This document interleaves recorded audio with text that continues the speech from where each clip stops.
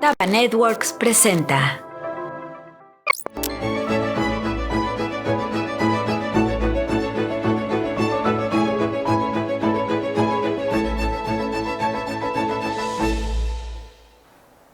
Hola, ¿cómo están? En estos días de mediados de marzo, que dicen que febrero loco y el marzo es otro poco. A veces al revés, es más loco el marzo que el febrero todavía, pero porque es este ambiente que tenemos ahora de estar que saliendo el invierno y entrando la primavera, que creo que nos pone un poco más nostálgicos, quién sabe cómo nos pone estas fechas. Y entonces tenemos hoy un ambiente adecuado para estos días, porque está con nosotros Armando Trejo, que es el director del FINO, que por lo que escuché hace un ratito que nos explicaba el FINO que es dinos Armando, que es la Federación de Foro de Narración Oral, ¿no? Por lo de la IC Internacional, Foro Internacional de Narración Oral. Se oye muy bien y además se oye muy fino, como dice aquí. Claro. Cuéntanos entonces, ¿qué es eso? Y preséntate tú. Bien, muchas gracias. Pues sí, soy Armando Trejo, director del Foro Internacional de Narración Oral, que es una institución que ya desde hace muchísimos años se ha dedicado a preservar el antiguo arte de contar cuentos. Es un espacio, un foro que se ha ocupado de renovar ese oficio milenario del cuentero, del juglar, del chamán, del fabulador, del cuentero comunitario, del cuentero campesino, el arte también de los abuelos y de los viejos que contaban historias, pero también con una intención y una función social y comunitaria de preservar la historia oral, las tradiciones orales y también de divulgar la literatura, las fuentes literarias.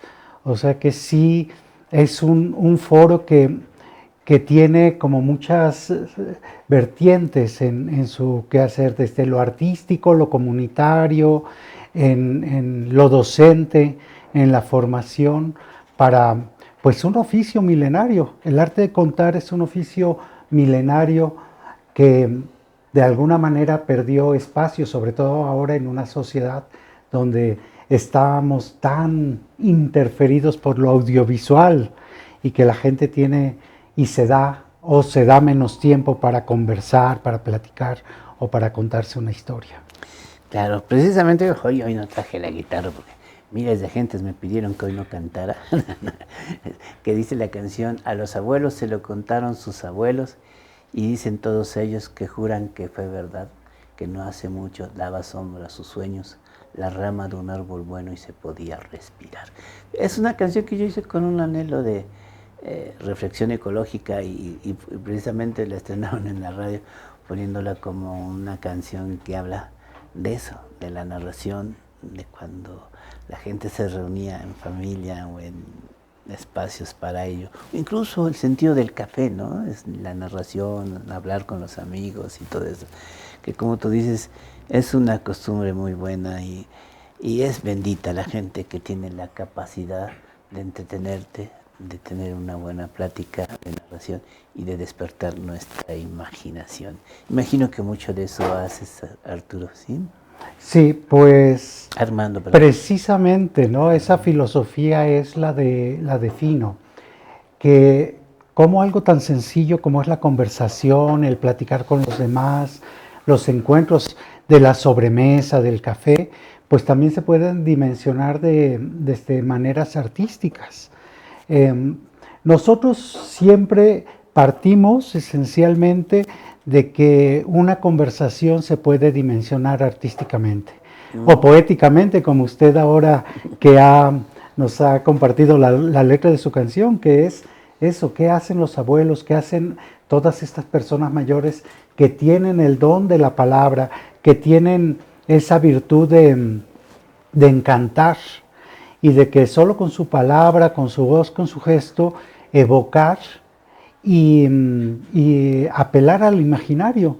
Nuestros abuelos pues eran esos magos que nos hicieron imaginar, visualizar historias que nos contaban. Yo, que soy de Zacatlán de las Manzanas, de la Sierra Norte del Estado de Puebla. Muy bonito ahí, ¿eh? Pues ahí con mi abuela, cuando la iba a visitar, que me contaba historias, yo le ayudaba a hacer sus madejas, porque ella tejía ganchillo, y con la hilaza hacía las madejas, íbamos platicando, pero ella me iba contando.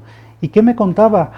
Pues las historias de su vida, las anécdotas del pueblo, algunas historias que se contaban entonces, las típicas historias de los pueblos, de La Llorona y los aparecidos y los nahuales. Y era una persona, pues no era analfabeta, pero tampoco eran personas ilustradas, porque en tiempos de la Revolución no habían ni terminado la primaria, pero tenían un uso del lenguaje muy rico y eran muy fluidos, muy elocuentes, siempre estaban con palabras para encantarnos.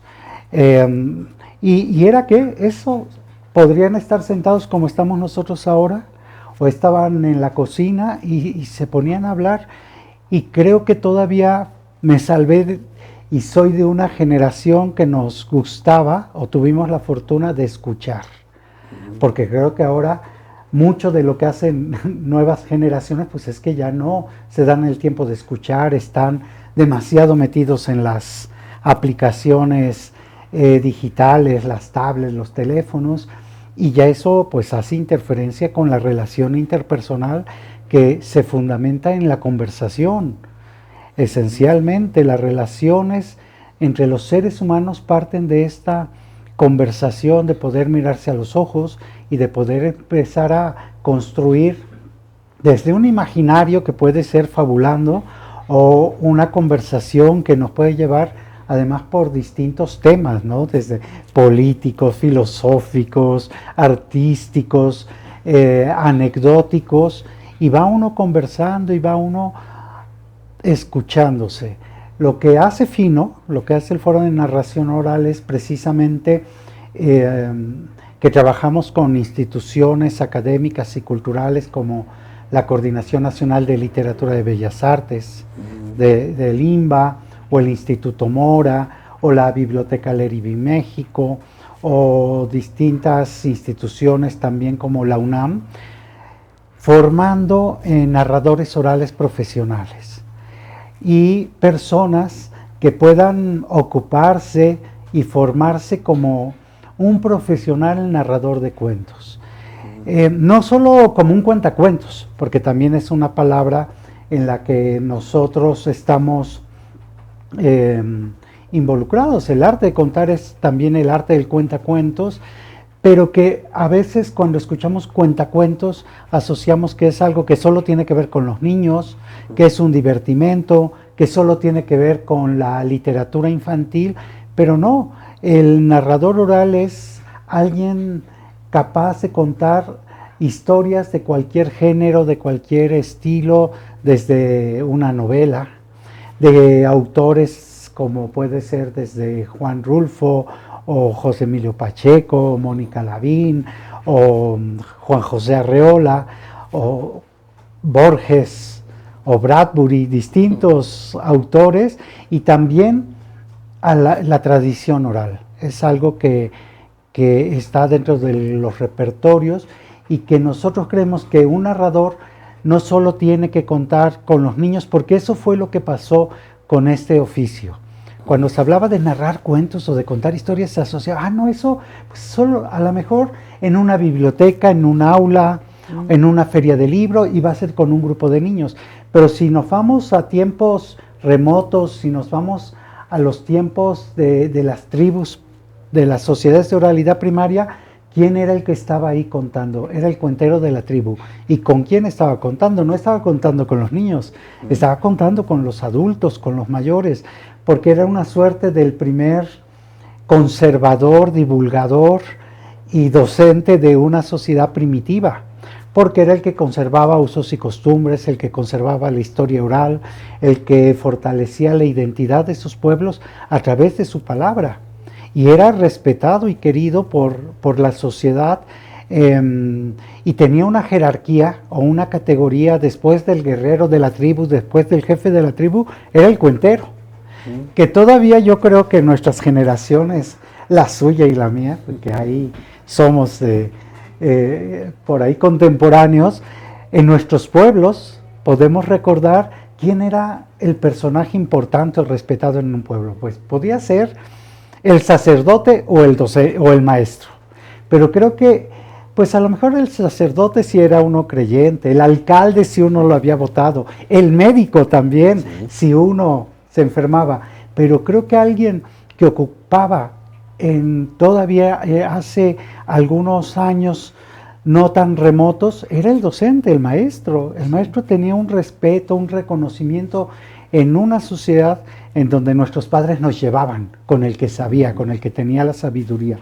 Pues de alguna manera el cuentero de la tribu era ese personaje en esas sociedades donde no existía la escritura, donde por supuesto no existía el audiovisual, y la palabra del cuentero era esa palabra del que tenía la sabiduría.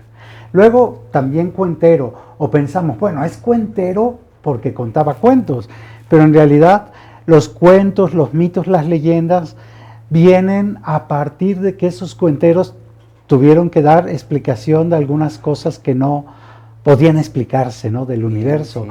Y se inventan pues estos mitos, los mitos grecolatinos de Eco, de Vulcano, o las leyendas de los volcanes, o por qué tiembla, o por qué hay un eclipse, o por qué los conejos tienen las orejas largas. Bueno, era explicar desde la fabulación, desde la ficción, pues cosas que no tenían una explicación científica. Y nacen estas historias increíbles que han poblado el mundo, y que hay muchas versiones, porque podemos encontrar tantos y tantos cuentos y tantas versiones, como de la propia Llorona, la precolombina, la de la colonia, la contemporánea que anda llorando por los túneles del metro, por alguno de esos ríos perdidos. O sea, se hacen versiones y tantos cuentos que de pronto pensaba, pues este es un cuento que me contaba mi abuela, y decía que había sucedido ahí en la barranca del Jilguero, en Zacatlán de las Manzanas. Y con los años, porque ya llevo 33 años en este oficio, en esta profesión como narrador oral y docente en oralidad y comunicación, que los cuentos de pronto encontramos versiones muy, muy antiguas en cuentos populares rusos, o en cuentos de Lejano Oriente, o en cuentos de Oriente. Pero cómo fueron esos cuentos poblando el mundo, y cada sitio fue haciendo sus propias versiones, adecuándolas a su entorno, a sus creencias y a su propia cultura. Y luego coincide, ¿no? Te das cuenta que un cuento que aparentemente es una historia muy lejana, coincide con historias cercanas, como si el mundo tuviera el mismo origen. Y sí, y creo que tiene el mismo origen, pues fueron los seres humanos después de los animales, antes de que los animales hablaran, porque ¿qué hizo Esopo? ¿Qué hicieron cuántos después escritores con la fábula? Pues a partir de personajes que eran los animales, con condiciones humanas, pobres animales, ¿verdad? Se pusieron a crear y a inventar estas fábulas que tenían además una moraleja, porque también tenían una intención. ¿Cómo se enseñaba moral? Pues con un cuento. Y las fábulas fueron pues las historias ideales para formar, porque no había escuelas, o sea, ¿cómo podía enseñar? Enseñaba el cuentero. Claro. Por eso tenía ahí a la sociedad, a esa comunidad de jóvenes y adultos, porque era el que estaba fortaleciendo esa identidad a través de su palabra, porque creo que todavía ahora la valoración social del arte, de la ciencia, de todo, la hacen los adultos, no las hacen los niños. Entonces, por eso también es importante ahora que nosotros, así como se han ocupado tanto de la formación de los niños, creo que en este ámbito tenemos de alguna manera que reeducar a los adultos, que el adulto sepa que el cuento no es algo que solo es un divertimento y que solo tiene que ver con los niños, que los cuentos para los jóvenes, para los adultos, es también una manera de que hagan una mejor valoración de lo importante que es la palabra oral, que lo que es la palabra hablada. Porque también no solo vivimos en una sociedad audiovisual, ahora muy fuerte y muy invasiva, sino que también vivimos en una sociedad de escritura. Y fíjese, cuando todavía los abuelos decían, y usted se acuerda, de aquellos abuelos o viejos que decían, es que lo que vale es la palabra, porque para ellos, para una generación, su palabra era suficiente y era una garantía porque tenía que ver con el honor y con la ética. Y eso pasó hasta hace muchísimos años, que la palabra era suficiente para que el otro confiara en las personas. Pero claro, cuando aparece la escritura, todo pareciera que como está escrito, pues era más creíble. Pues decían que el viento, que las palabras se las lleva el viento. Claro, que las palabras se las lleva el viento, entonces si está escrito, esto tiene más garantía de credibilidad, de ser verosímil y de ser de ilustrados. Entonces, claro, el que solo hablaba y el que tenía poder en su palabra perdió como esa credibilidad y empezó a ser una oralidad ya secundaria. Ya no era una oralidad primaria, una oralidad que tuviera la fuerza y la conciencia ética de que era suficiente con mi palabra. Porque alguien podía prestar dinero, un terreno o cualquier cosa y su palabra era suficiente. Pero claro, pasa el tiempo, aparece la escritura y eso es de ilustrados, eso es de personas que nos podemos fiar porque son ilustrados y no necesariamente. Porque cuando aparece la escritura o cuando aparece la imprenta, ¿quiénes podían tener acceso a diminutos sectores? Pues, la iglesia principalmente en un inicio. Por supuesto, el poder. Claro, el poder. ¿Dónde estaban los libros? En los monasterios. Sí. ¿Quiénes tenían el poder? Pues la burguesía. ¿Y quiénes eran los ignorantes? Los que no sabían leer y los que no sabían escribir. Pero ahí fue donde se empieza a perder valoración también de que hay una cultura oral. Hay una cultura oral, porque podemos encontrar cuántas personas todavía en nuestros pueblos y en muchos pueblos en el mundo que son pueblos casi primitivos en Amazonas o en Asia o en África, donde todavía hay sociedades primitivas donde no existe la escritura, donde no hay nada audiovisual y que hay un cuentero, que hay un fabulador, que hay un chamán o un griot o un cuentero campesino. ¿Qué es un griot? Que tiene su palabra. El griot es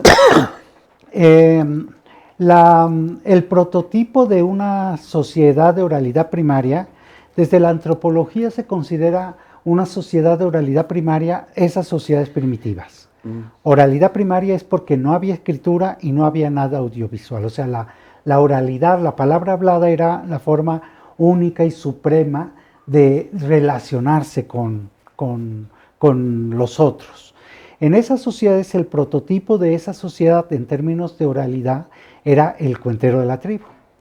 En América Latina fue y se conoce como el chamán, porque el chamán no era solo, porque luego asocias que chamán es el curandero. No, el chamán podía ser y es un curandero, es un sabio, es un narrador de historias. En África se le conoce a este mismo personaje como griot. El griot africano es el cuentero africano y que también hace ritos, hace música, hace canto, hace danza. En Arabia pues se les conoce como los fabuladores árabes. En la Edad Media pues eran los juglares. Claro. Los juglares, que además eran casi enemigos públicos número uno del poderoso, porque el juglar tenía una condición de credibilidad desde su palabra y de libertad. Y en cuestionamientos. De cuestionar precisamente al poder y a la iglesia y a la monarquía. Del corrido aquí el corrido inicia en España, pero en México. Sí, a partir de lo que son los romances, o sea, los romances, los fados, los versos, todo lo que el juglar iba de villa en villa contando y compartiendo, pues tenía una función política también de repudio al poder, porque a veces lo confunden con el Arlequín, este personaje que era más el que divertía, el que hacía todas estas disciplinas artísticas para entretener y divertir en esos lugares, en esos reinos donde podían tener estos personajes. No, el juglar era ese cuentero. Yo creo que el acto de contar, como también nosotros lo visualizamos, es un acto de libertad, que creo que uno puede tener la libertad a partir de la palabra, que es casi lo único que no nos pueden quitar, porque nos pueden robar, nos pueden despojar, pero ¿quién nos quita la palabra y la voz? Y la conciencia, y todo lo que podemos también nosotros aprender de las historias. Ahora que algo que se ocupa y preocupa mucho en Fino, en el Foro de Narración Oral, en lo que es formación de narradores orales, es no solo la estética del cuento, de la palabra, del cuento oral y del cuento literario, sino también en la ética, en que tener la palabra es también tener un poder. Y cómo nosotros lo vamos a utilizar, cómo nosotros lo vamos a utilizar cuando estamos con un público, que pueden ser niños, jóvenes, adultos mayores o distintas poblaciones, desde vulnerables, como pueden ser niños con capacidades diferentes, la población LGBT, TTI, que es de las poblaciones también vulnerables, o las poblaciones de los pueblos originarios, en donde cuando nosotros vamos a contar, cuando vamos a hacer divulgación de la tradición oral o de la literatura, también hay un principio de ética y de estética, de que todo lo que decimos nosotros lo aprobamos, ¿no? Lo que uno dice lo aprueba. Entonces, un narrador tiene una responsabilidad social con la comunidad, una responsabilidad de qué es lo que cuenta. No contamos un cuento solo porque sea divertido, porque puede ser un cuento sexista, machista o racista. No tiene nada que ver con el chiste. Esto tiene otra categoría. Es distinto del stand-up que ahora está tan de fama. Totalmente, totalmente. Que es otra manera de hacer oralidad, porque es oralidad también. Pero claro, si vemos un stand-up, pero en la tele sobre todo, que están ahora muy de moda y con una gran presencia en los medios, pues solo escucharles, ¿no? Desde el lenguaje que usan y también toda esa descalificación que hacen a partir de la burla, del escarnio de distintos sectores de la sociedad, sobre todo los desfavorecidos, o sea, burlarse de los adultos mayores, de los discapacitados, de los enfermos de SIDA, o hacer alusiones sexistas, machistas, homofóbicas o racistas por hacer reír, pues se me hace pues muy falto de ética. Y lo peor es que lo celebren, ¿no? Que lo celebren, que tenga una gran difusión y que la gente no tenga tantita preocupación o analice que los medios son muy poderosos. Los medios son muy poderosos y yo creo que mucho a veces del criterio y del juicio de las personas tiene que ver por lo que ven en la televisión. Y claro, creo que desgraciadamente la televisión, la comercial, ha influido de manera negativa en el criterio y el juicio. Solo hay que verlo aquí en nuestro país. Ahora que hay televisión y canales con una producción buena, cultural, artística y contenidos de calidad. Pues se hizo de repente una mala fama de que lo cultural era aburrido, equivocadamente, porque hay muchas cosas, si uno profundiza lo cultural es muy entretenido en realidad. Había uno, por ejemplo, se me vino ahorita a la mente, por ahí una película que se llama La vida de Brian, que es todo el tiempo te estás riendo, y es una severa burla bueno, no burla, a la izquierda misma, pero hecho con mucha inteligencia, ¿no? Claro. Y dices, pues mira, es cultural y todo el tiempo te reíste. Sí es. Y ahorita vamos a hacer un corte y al regreso nos cuentas cómo se estructura Fino, ¿no? ¿Cómo está la estructura de Fino? Fino, no Fina, no Fino. Fino. Sí. Pues hacemos un corte. Sí, sabemos que en tu vida diaria lo que más te interesa está en tus dispositivos móviles. Y entre tanto contenido que hay en la red, es importante saber resaltar. Nosotros somos Taba Networks, una productora de video en donde escuchamos tus ideas y las transformamos en un producto audiovisual que te ayude a conectar con el público a través de las diversas plataformas digitales, ya sea por medio de un video institucional o comercial, una propuesta con motion graphics o de animación, encontrando la opción más adecuada para tu proyecto. Ja, det som ikke du vet at TV er marken TV, så der, ja, man kan inte vara det. Llevándote al crecimiento digital que estás buscando. Contáctanos y permítenos llevar tu mensaje por el camino audiovisual.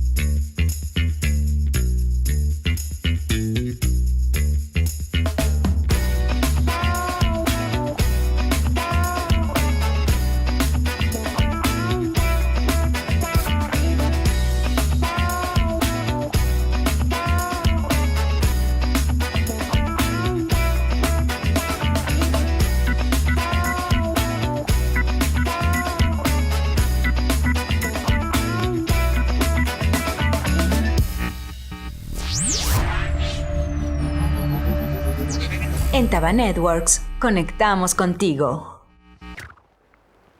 Pues bueno, cuando vi a Armando, él me dijo, tú hazme la primera pregunta y yo de ahí me sigo, tengo. Y sí que lo tiene, mira, la capacidad de hablar y te la da como un buen ejemplo. Pero me voy a atrever a echarme un poco un comercial para hablar de nuestro libro, que ya todos saben, ya de los temas está cansados, pero qué importante es hablar de Olof Palme, con el que hicimos un libro, ahora que estamos en una amenaza de guerra mundial.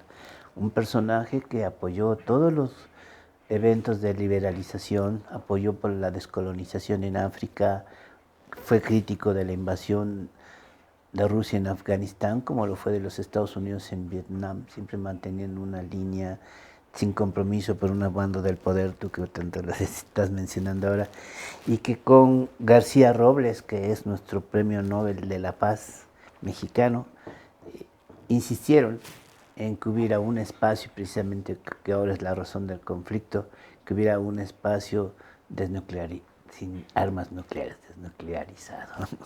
Sí, y entonces pues un libro escribimos sobre la vida por sentir que él es un personaje de Olof Palme. Y nuestro libro, que ya he mencionado, aquí sí creo que no tanto el sentimiento que nos une, pues que nos habla de una historia que se empieza a ser una historia lúdica de una niña que en el vecino que es joven se siente identificada con la que hace una vida muy alegre, pero que el joven se tiene que ir y le deja un enorme dolor y luego viene un reencuentro. Eso es el sentimiento que nos une. Y por ahí tenemos, ya ni no lo presumo para la venta porque ya se nos agotó, pero Antojos Literarios, que tiene que ver un tanto con lo que nos estás contando. Antojos Literarios son una serie de cuentos escritos que vale la pena que se lean. Yo creo que alguna vez, debe haber, ahorita me lo cuentas tú, si existe algún tipo de duración para que sea entretenido un cuento, porque luego si te pasas mucho pesa y cuando es muy corto también te deja así, pues eso no fue un cuento, eso fue un dicho.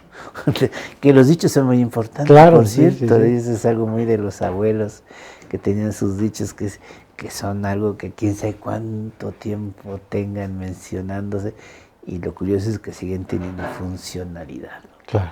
Sí, pues cuéntanos entonces, ¿cómo se organiza Fino? ¿Cómo organizas como tu vida?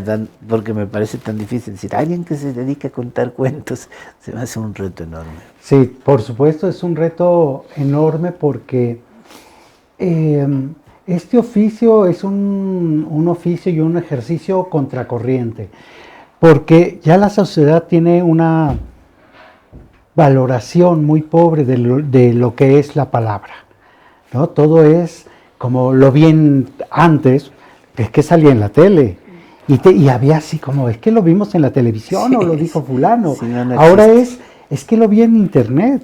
Y casi, yo creo que ahí vamos perdiendo todos. Y no solo desde lo artístico y en otras profesiones u oficios, ¿no? Porque ya un médico de pronto pierde paciente porque alguien dice, pues yo busco en internet cómo se cura tal cosa, qué remedio encuentro, y me ahorro ir al médico. Sí. Y yo creo que sí se ha frivolizado muchísimo a través de los medios muchas de las de lo que los profesionales hacemos, ¿no? Porque pues ahora ya es el mundo de los influencers, de los youtubers y toda esta gente que además tiene una necesidad sobre todo del recurso, ¿no? De que se gana mucho dinero solo con ser influencer y mostrarte en las redes. Y yo creo que eso debilita pues ciertas profesiones. Y yo creo que se banaliza, se frivoliza sobre lo que hacemos, sobre todo nosotros los narradores orales. Para nosotros contar un cuento es un acto de desnudamiento humano, o sea, porque es compartir una visión del mundo, una forma de pensar y sobre todo una estética en la que podemos contar una historia para influir sobre los otros sin ser aleccionadores, sin ser moralizantes, sin imponer criterios ni juicios, sino como un acto de libertad que haga que los otros reflexionen. Por eso insisto en lo de la ética, ¿no? ¿Quién tiene el poder de estar frente a un público, frente a un micrófono, frente a una cámara? Porque lo que yo pueda decir aquí lo está escuchando cuánta gente, y si yo digo una barbaridad la estoy aprobando, y si hago un criterio sexista, fascista, pues yo lo estoy aprobando y la gente lo está escuchando, y la gente si no sabe discriminar porque pues no tiene una formación o solo tiene una manera de enterarse de las cosas, pues ahí empezamos mal, ¿no? Por eso hablábamos de que los medios han hecho muchísimo daño, influyen Pues sí. tanto en la sociedad que puede cambiar el criterio de un pueblo solo con propaganda. Es como decía un amigo, un bisturí puede servir para curar o puede servir para matar. Exactamente. Aquí tenemos que ver con los medios cómo le hacemos para que sirvan socialmente hablando, para que nos ayuden a hacer puentes de diálogo, para que nos ayuden. Algo que queremos mucho en la Orquesta Filosófica es la reflexión, ¿no? Generar la reflexión. Nuestro lema es sentir, pensar y actuar. Y precisamente cuando hablábamos hace un rato de los abuelos, ¿no? Y de los fabuladores, los que escribieron las fábulas, que la fábula tenía una moraleja, pero también los dichos y los refranes, o sea, nuestros abuelos de alguna manera iban formándonos con cierta filosofía de vida, de comportamiento y de conductas a través de un dicho. Y nos decían, pues, no cambies camino real por vereda, allá en el pueblo. Y ese aplica ahora, o sea, yo vivo aquí en Ciudad de México y cuando hay algo que voy en el auto, en la moto, y me acuerdo del dicho, no cambies camino real Está por muy vereda. bueno, O sea, está muy bueno. uno se acuerda de todo eso porque nos fue marcando, porque eran dichas y frases que tenían una filosofía y una sabiduría, pues para que nuestras conductas fueran de una forma, ¿no? Y cuántos dichos hay, el que nace para maceta no pasa del corredor, el que no por mucho madrugar amanece más temprano, y el contradicho del que madruga Dios lo ayuda, pero todo eso iba formando también nuestros criterios y demás. ¿Qué hacemos ahora? Porque si ya las nuevas generaciones pueden estar a veces tantas horas viendo una pantalla, viendo tantos y tantos contenidos que son y pasan de manera vertiginosa, sin que ellos siquiera puedan asimilarlos. Entonces todo eso tan superficial, pues ¿qué les puede dejar? Mucha información y poca formación. Entonces, ¿qué pretende un narrador oral? ¿O qué pretende Fino? Que Fino no solo forma narradores orales, nosotros hacemos cursos que son de narración oral, pero bueno, narración oral es un genérico, narrar es narrar, contar algo oralmente. O sea que es un curso de oralidad, de comunicación. Estos talleres los impartimos para docentes, bibliotecarios, asesores de protocolo, vendedores, promotores de lectura, profesores de filosofía, profesores de historia, profesores de matemáticas, porque finalmente el vínculo y principal herramienta que tiene el ser humano para compartir y relacionarse primero es la palabra. Podemos tener un gran proyector, un gran PowerPoint y todos estos recursos que ahora se usan, creo que el PowerPoint ya está hasta arcaico. Son apoyos de la Son palabra. apoyos, pero y cuando no lo tenemos o cuando nos falla o cuando no llegó el aparato sofisticado para nuestra conferencia, pues tenemos la palabra y tendríamos que ser solventes con nuestra palabra, porque además un compromiso del que va a estar frente a un público, que va a estar frente a un auditorio, es que debe tener solvencia y dominio absoluto del tema del que va a hablar. Sí. Y que tiene que ser además un gran improvisador. Porque creo que la palabra improvisador o improvisado se asocia a lo chapuza, a lo que está hecho así como, pues se cayó el sillón porque improvisaron ahí las patas y nos caímos. Hizo un corto aquí el estudio porque improvisaron. Claro, por lo mal hecho, ¿no? Por lo mal hecho. Pero eso, la palabra es chapuza, o sea, del castellano a español es chapuza, no es improvisado. La improvisación es una condición de la capacidad que tiene alguien de improvisar sobre algo. Es una habilidad. Es una habilidad. El jazz, ¿qué es el jazz? Usted lo sabe. Es improvisación. Ya tiene un espacio para Entonces, que tú inventes ahí, que metes dentro de un marco de notas y demás. Claro, igual que si yo tengo que hablar de esto, pues tengo que ser capaz de improvisar. Por lo que me pregunte usted, por alguna duda, por algo que de pronto yo tenga con un público y yo tengo que saber cómo improviso. O sea, es una condición de la oralidad, del acto de hablar y de la comunicación, la invención, la reinvención y la improvisación. Eso es esencia misma del arte de la palabra, del arte del cuentero y del narrador oral. Armando, te voy a pedir un favor. Cuéntanos un cuento. O una historia, algo que... Danos un ejemplo. Una historia. Bueno, cuando hablaba de la duración ideal, sí, ¿no? ¿Qué historia puede ser? Bueno, la duración ideal de un cuento, bueno, depende del tipo de cuento, depende del público, depende del espacio y también de la circunstancia.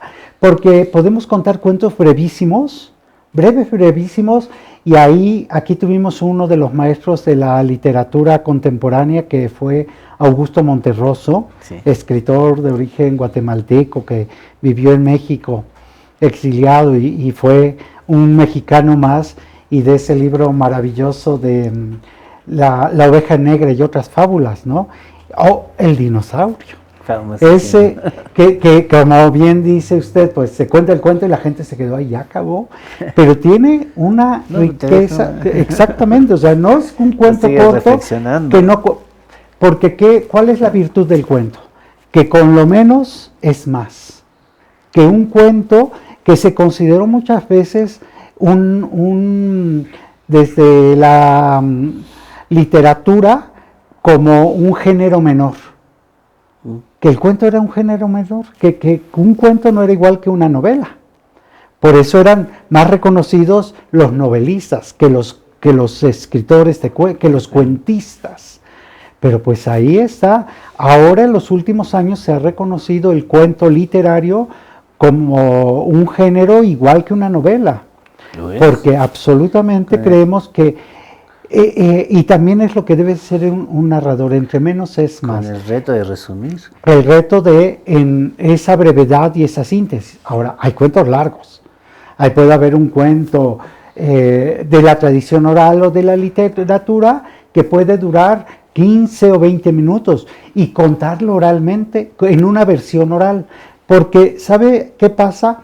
Nosotros el cuento lo leemos. Primero hay una condición, nos tiene que gustar.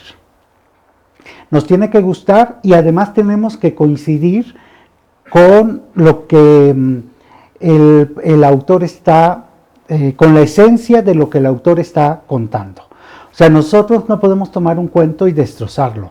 No podemos tomar un cuento y hacer, a menos que lo diga, pues inspirado en el cuento de la rana que quería ser una rana auténtica de Augusto Monterroso, yo me he hecho esta versión y me inventé un cuento.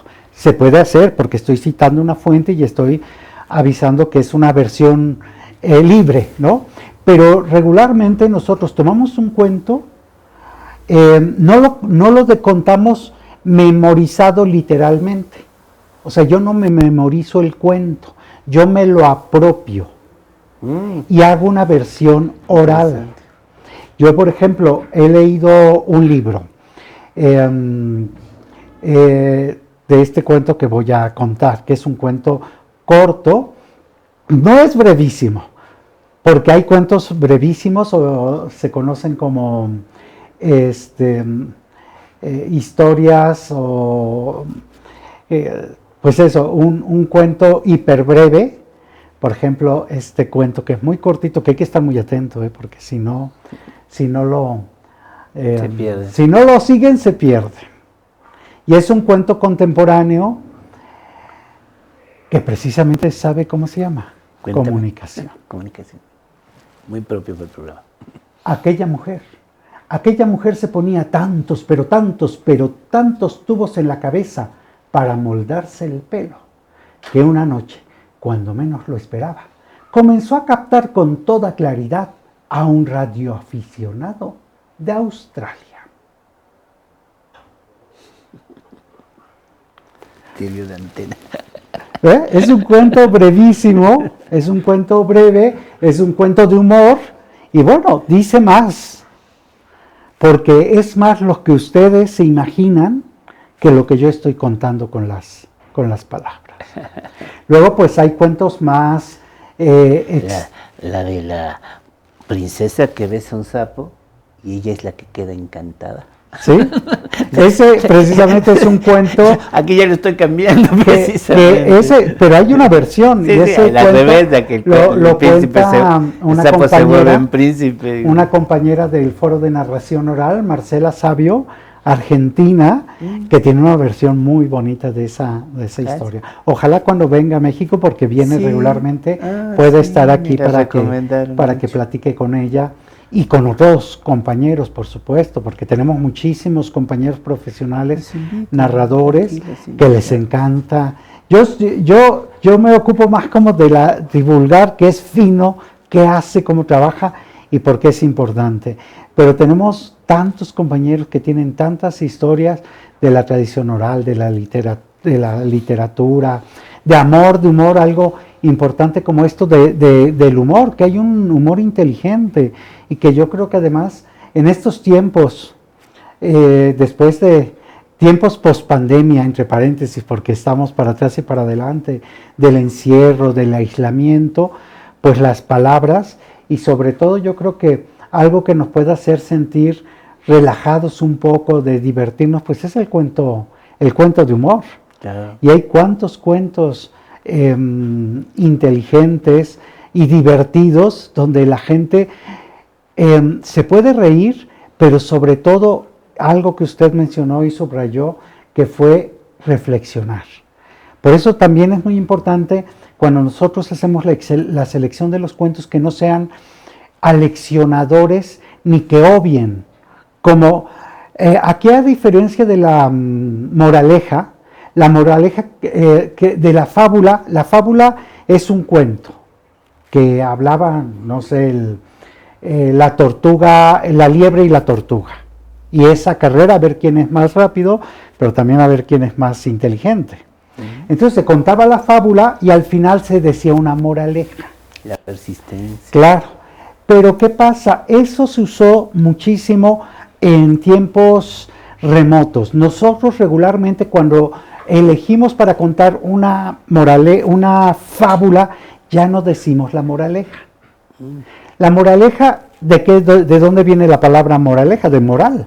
O sea, era enseñar moral y era de alguna manera como imponer un criterio y un juicio sobre el cuento que ya se había contado. Ya reflexionando, no es solo nosotros, sino ya los cuentistas más contemporáneos, de que el cuento en sí mismo, no hay cuento inocente, cualquier cuento ya dice en sí mismo, implícitamente, cuenta una historia y da un mensaje. Entonces hay que evitar la moraleja, porque ahora, si yo cuento un cuento y al final digo, porque usted debe ser de tal manera, porque si no le va a pasar lo que a la liebre y ¿cómo se siente usted? Aleccionado. Como si yo subestimara la capacidad del que escucha de poder tomar sus propias decisiones. Por eso decimos, el acto de contar es un acto de libertad, pero sobre todo la libertad del que escucha de reflexionar y tomar su propia decisión sin que yo le diga que tiene que ser bueno, que tiene que ser ético, o sea, que no se lo diga con la moraleja, si no parece un sermón. La capacidad de dar un viraje también. Exactamente. Y eso lo cuidamos muchísimo, de que el cuento se cuente y que el público, porque eso es lo más, cuando el público se siente que le estamos aleccionando, entonces pareciera que estamos como, es que me está sermoneando y me está contando esto. Me quiere decir algo con este cuento, pero lo peor es que al final él me diga... Generas un escudo. Absolutamente, resistencia a seguir escuchando, porque yo no puedo ser doctrinario, no puedo ser moralizante y no puedo ser aleccionador. Sin embargo, los cuentos son sabios y me están dando un mensaje, pero entonces yo decido. Y yo creo que la libertad de decidir nos hace también tomar con mayor seriedad y con mayor profundidad las decisiones que tomamos a partir de ese cuento. Por eso yo puedo contar un cuento que hable del fascismo, pero no puedo contar un cuento que apruebe el fascismo. Pues ¿sí? No deberías. Ajá. Yo puedo contar un cuento que hable de una situación violenta, intrafamiliar, de machismo, pero lo cuento porque lo estoy acusando, no porque lo estoy aprobando. Entonces es muy importante lo que digo y cómo lo digo. Por eso es muy delicado la selección que hace un narrador de sus propias historias, porque yo me puedo equivocar y de pronto encontré un cuento que habla del machismo, no lo está probando, sino que está contando historias que están acusando o que nos van a hacer reflexionar sobre este tema, pero yo no lo sé interpretar y cuando lo cuento no me doy cuenta que lo estoy aprobando. O sea, sí hay un compromiso de qué cuento frente a un público. Pues es que todos los que en este momento podríamos decir que somos audiencia o los que estamos, tenemos también nuestras convicciones y nuestra moral ya es nuestra. Y sí hay mucho de cuando tú ves una película de guerra, ya le vas a uno, ya uno es el bueno y uno es el malo. Y entonces estás diciendo que gane el bueno, pero igual históricamente el que dices que es el bueno es el malo con frecuencia. Claro, por lo que hemos visto. Las películas, por ejemplo, las famosas películas, yo de niño pues, veía muchas las películas de indios y vaqueros, y entonces a uno lo ubican para que estés a favor del vaquero, y luego te viene la reflexión, me acuerdo que alguna vez me ocasionó mi tía, me decía, pues si el que te gana son los indios, pues les están invadiendo su tierra, imagínate. Exactamente. Sí, y uno está probando que gane el colonizador. El colonizador, y además hay algo que tiene que ver tanto con un problema, sobre todo en nuestras sociedades, el clasismo. ¿no? De que siempre, pues los indios eran los salvajes, Sí, o sí, acá sí, los pueblos originarios, porque pero- porque de que no los- son ilustrados, porque los ricos son buenos, pues, etcétera. exactamente. Había un programa de bonanza, donde siempre un señor rico, siempre lleno de bondad, por ejemplo. Son formas de manipulación del pensamiento. Pues ya nos tenemos que ir, ya me quedan 3 minutos, y para despedirnos, ¿qué te parece si nos cuentas? Bueno, te voy a leer cortito más o menos lo que ahí dice en esa taza, por ejemplo. Dice, si me dejaran editar mi vida, le quitaría todo ese tiempo que he perdido en el metro y el autobús. Lo más probable es que solamente deje los momentos que pasé contigo, pero antes de editarla tendría que filmarla. Entonces aprovecharía para hacer un gran acercamiento hacia tu rostro, de forma tal que el público pudiera entender por qué tengo la razón perdida. El hecho de filmarla es la oportunidad de cambiarla, así que le quitaría todos esos. No tengo tiempo, que tantas veces me dijiste, por claro que sí, mi vida, y los besos que me negaste, los haría de película. Ese está ahí en la taza. Pero para despedirnos ahora sí, ahora tú cuéntanos otro cuento, porque nos quedará como Bueno. 1 minuto, 2 minutos. Entonces un cuento Cortos, sí. corto. Pues voy a contar un cuento filosófico de Gibran Jalil Gibran, Uy, autor libanés del siglo pasado. genial, sí. Es un cuento que me gusta mucho y que cuento siempre después de una anécdota de algo que me pasa en el pueblo cuando yo era niño, y cómo los cuentos también se van relacionando, se van conectando con alguna vivencia nuestra de cuando éramos pequeños, o una vivencia remota. Este es un cuento filosófico y pues creo que todos o muchos cuentos siguen siendo vigentes. Un día después de mucho, pero mucho tiempo sin encontrarse, se tropezaron a la orilla de un lago la belleza y la fealdad. Y como tenían tanto, pero tanto tiempo sin haberse visto, decidieron entrar a las aguas del lago para hablar, hablar y hablar. Y fue así como la belleza se despojó de sus relucientes vestiduras y las dejó ahí sobre unas piedras a la orilla del lago. Y la fealdad hizo lo mismo, se despojó de sus viejas y raídas vestiduras y las dejó ahí sobre otras piedras. Y juntas, desnudas y tomadas de la mano, entraron a las aguas. Y hablaron, hablaron y hablaron. La belleza habló de los días en que el sol es como una enorme naranja que cruza el cielo uniendo a los humanos. Habló de la vida, del amor y de la paz. La fealdad habló de los días de tormenta, de la miseria, del hambre, de la muerte y de la guerra. Y hablaron un poco más. Pero fue la fealdad la primera en salir de las aguas del lago. Y cuando llegó a la orilla, no se pudo resistir. Cuando llegó a la orilla y vio los relucientes ropajes de la belleza, se los puso y echó a andar por el mundo. Y cuando la belleza salió de las aguas, y como la pobre era tan tímida para andar desnuda por el mundo, no tuvo otro remedio que ponerse los viejos y raídos ropajes de la fealdad, y también echó a andar por el mundo. Desde entonces muchos hombres y mujeres son capaces de ver detrás de los relucientes ropajes de la belleza el rostro amargado y hostil de la fealdad. Y muchos hombres y mujeres son capaces de ver detrás de los pobres y raídos ropajes de la fealdad el rostro amoroso y solidario de la belleza. Pero cuidado, mucho cuidado, porque uno también se puede equivocar. Uy, lamento que tengamos tan poquito tiempo, qué bello está eso. Y Gibran Jalil, cómo me gusta un cuento que tiene ahí sobre la hoja blanca, que era pura, era no sé qué, mil cosas, no se dejaba ni tocar ni por el lapicero ni nada. Y así fue siempre, blanca, limpia y vacía, dice. Más o menos así es como... ¿Cuántas historias filosóficas que hablan del que escribe, o de Monterroso, el mono que quería ser escritor satírico, y todas estas historias? Pues muchísimas gracias. Pues nos vemos y te agradezco mucho y lamento que haya sido el corto tiempo. Ya nos buscaremos otra vez. Muchas gracias. Encantado, muchas gracias.